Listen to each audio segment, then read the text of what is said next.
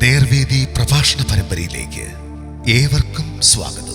സുവിശേഷകൻ കുഞ്ഞുമോൻ തോട്ടപ്പള്ളി ഇപ്പോൾ നിങ്ങളുമായി ദൈവവചനം പങ്കുവെക്കുന്നു. ശ്രദ്ധിച്ചാലും.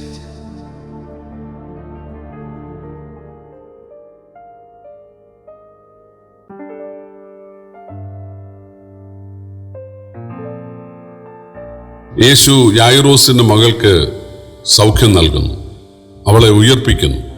മത്തായി എഴുതിയ സുവിശേഷം 9-ാം അധ്യായത്തിന്റെ 18 മുതലുള്ള വാക്യങ്ങൾ ഞാൻ വായിക്കുന്നത് ശ്രദ്ധിച്ചാലും, അവനിങ്ങനെ അവരോട് സംസാരിച്ചു കൊണ്ടിരിക്കുമ്പോൾ ഒരു പ്രമാണി വന്ന് അവനെ നമസ്കരിച്ചു.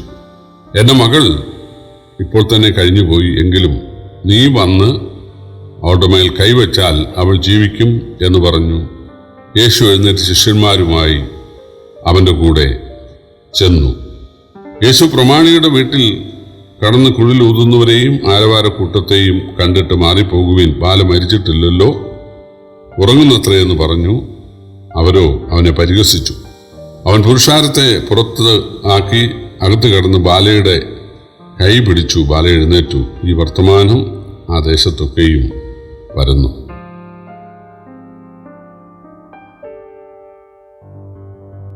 യേശു പല അത്ഭുതങ്ങളും അടയാളങ്ങളും ഇതിനോടൊപ്പം ചെയ്തിട്ടുണ്ട്. ആദ്യമായിട്ടാണ് മരിച്ച ഒരാളെ ഉയർപ്പിക്കുന്നത്. ഞാനങ്ങനെ ചെയ്യുമെന്ന് യേശു അവകാശപ്പെട്ടൊന്നുമില്ല.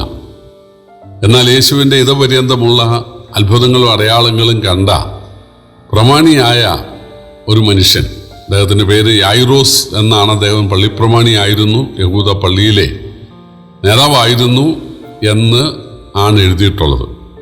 അദ്ദേഹത്തിന് ഏകജാതയായ മകൾ, 12 വയസ്സുള്ള മകളാണ് മരിച്ചതെന്ന് മറ്റു സുവിശേഷങ്ങളിൽ ഉണ്ട്. തീർച്ചയായിട്ടും പ്രമാണിയായ പണക്കാരനായ ഒരാൾക്ക്, പ്രത്യേകിച്ച് ഏകജാതയായ മകൾ ആണെങ്കിൽ സാധ്യമായ എല്ലാ ചികിത്സയും ചെയ്യും എന്ന് നമുക്കറിയാം. അന്നത്തെ കാലത്ത് മരുന്ന് മാത്രമല്ല, മന്ത്രവും ചെയ്യാറുണ്ടായിരുന്നു. ഒരുപക്ഷെ അതൊക്കെ അദ്ദേഹം ചെയ്തു കാണും. പക്ഷെ ഫലമില്ല. അപ്പോഴാണ് യേശുവിനെക്കുറിച്ച് ആളുകൾ പറയുന്നതും കേൾക്കുന്നതും വിലയിരുത്തുന്നതും. യേശു വെള്ളത്തെ വീഞ്ഞാക്കി എന്ന് അദ്ദേഹം അറിഞ്ഞു. കുഷ്ഠരോഗിക്ക് സൗഖ്യം നൽകി എന്ന് അദ്ദേഹം അറിഞ്ഞു. കുരുടന് കാഴ്ച നൽകി എന്ന് അദ്ദേഹം അറിഞ്ഞു. ഭൂതഗ്രസ്തർക്ക് വിടുതൽ നൽകി എന്ന് അദ്ദേഹം അറിഞ്ഞു.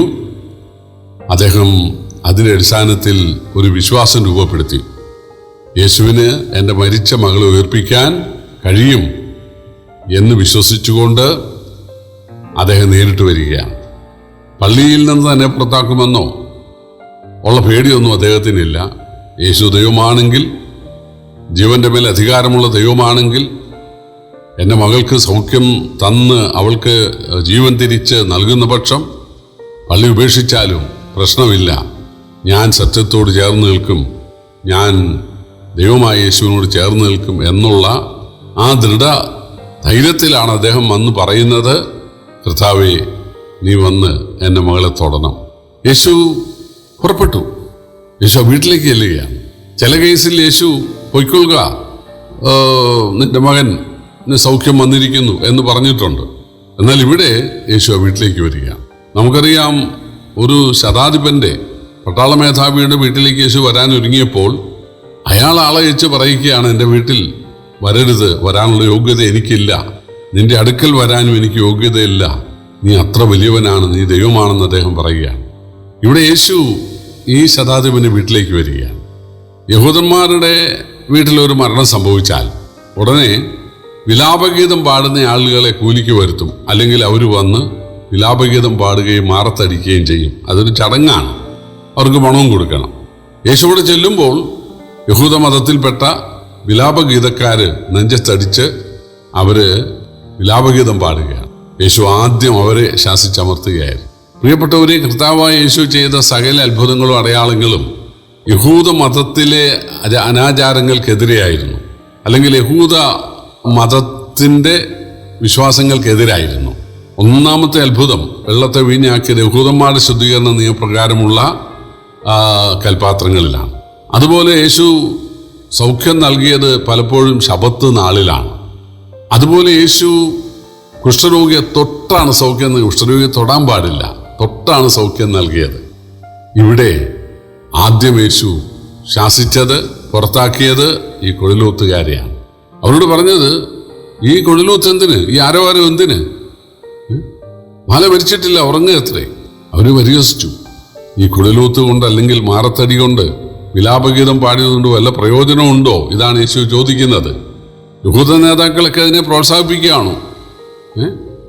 പ്രിയപ്പെട്ടവരെ, യഹൂദ മതത്തിലെ ഇങ്ങനെയുള്ള ആചാരങ്ങൾ ഒന്നും മനുഷ്യന് ഒരണുവിടെ ഒരു സഹായവും ചെയ്യുന്നതല്ല. യേശുവരെ പുറത്താക്കിയ ശേഷം ആ പെൺകുട്ടിയുടെ ദേഹത്തിൻ്റെ അല്ലെങ്കിൽ ശവത്തിൻ്റെ കൈക്ക് പിടിച്ചുകൊണ്ട് ബാല എഴുന്നേൽക്ക, അരാമ്യ ഭാഷയിൽ തലീദ ഖൂമി എന്നാണ് പറഞ്ഞത്. ബാല എഴുന്നേൽക്ക. അവൾ എഴുന്നേറ്റു.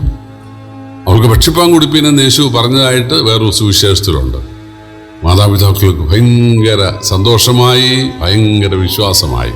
തൻ്റെ ശിഷ്യന്മാർക്കും വിശ്വാസമായി. കാരണം ആദ്യമായിട്ടാണ് മരിച്ചവരെ ഒരാൾ ഉയർപ്പിക്കുന്നതായിട്ട് അവർ കാണുന്നത്.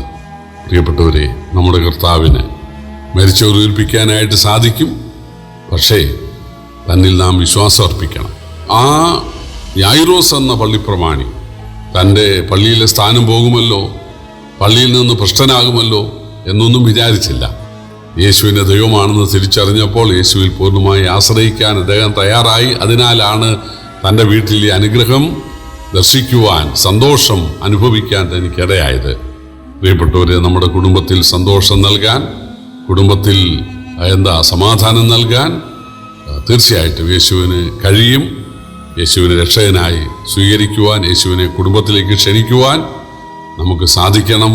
എങ്കിൽ നമ്മുടെ കണ്ണുകൾക്ക് വിശ്വസിക്കാൻ പറ്റാത്ത അനുഗ്രഹം തരുവാൻ ഇന്നും കർത്താവിന് സാധിക്കും. ദൈവം നമ്മെ സഹായിക്കട്ടെ. കർത്താവിൻ്റെ വലിയ നാമം വാഴ്ത്തപ്പെടുമാറാകട്ടെ.